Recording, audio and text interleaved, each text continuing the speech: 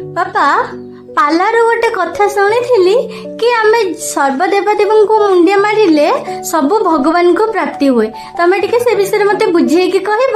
ହଁ ହଁ ଭଲ କଥାଟେ ପଚାରିଲୁ, କହୁଛି ଶୁଣ। ଆକାଶ ତୋୟପତିତଂ ଯଥା ଗଚ୍ଛତି ସାଗରେ ସର୍ବଦେବ ନମସ୍କାରଂ କେଶବ ପ୍ରତି ଗଚ୍ଛତି। ଆକାଶ ତୋୟପତିତଂ, ଆକାଶ ମତଲବ ଆକାଶ ସ୍ୱର୍ଗ ଗଗନ, ତୋୟ ଅର୍ଥ ହଉଛି ଜଳ, ପତିତ ଅର୍ଥ ହଉଛି ପଡିବା। ଆକାଶରୁ ଯେମିତି ଜଳ ବିନ୍ଦୁ ବିନ୍ଦୁ ହେଇକିରି ପଡୁଛି, ଯଥା ଗଚ୍ଛତି ସାଗରେ, ଯଥା ଗଚ୍ଛତି ସାଗରେ କେମିତି ଯାଉଛି ନା ନାଳରେ ଯାଉଛି, ତାପରେ ନଦୀରେ ମିଶୁଛି, ନଦୀ ମାଧ୍ୟମ ହେଇକି ଯାଇକିରି ସେ ଯେମିତି ସାଗରରେ ସେ ଜଳ ଯାଇକିରି ମିଶୁଛି, ସେମିତି ସର୍ବଦେବ ନମସ୍କାରଂ କେଶବ ପ୍ରତି ଗଚ୍ଛତି।